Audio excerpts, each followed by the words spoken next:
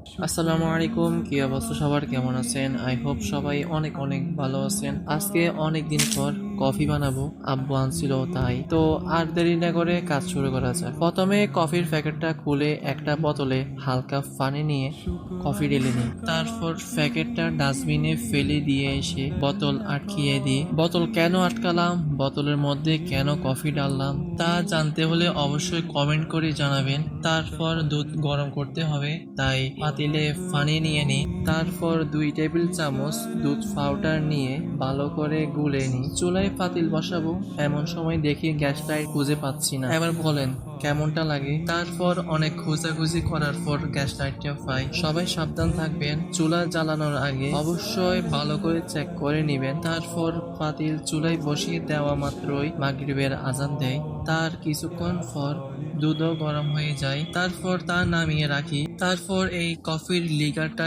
এত গাঢ় কিভাবে করলাম, কারো জানতে ইচ্ছে হলে অবশ্যই কমেন্ট করবেন। আপনাদের আগ্রহের ভিত্তিতে পরবর্তী ভিডিওতে অবশ্যই জানাবো। আর একটা অ্যানাউন্সমেন্ট হচ্ছে, যারা যারা আমার ভিডিওতে কমেন্ট করবে তাদেরকে প্রমোট করা হবে। যতজন করেন না কেন ইনশাআল্লাহ। তাই আর দেরি কেন, ফ্রিতে প্রমোট পাবেন, অবশ্যই কমেন্ট করে যাবেন। অবশেষে আমার হাতের কফি বানানোর টান। তো কয়েকটা সিনেমাটিক ক্লিপ দেখে আসুন।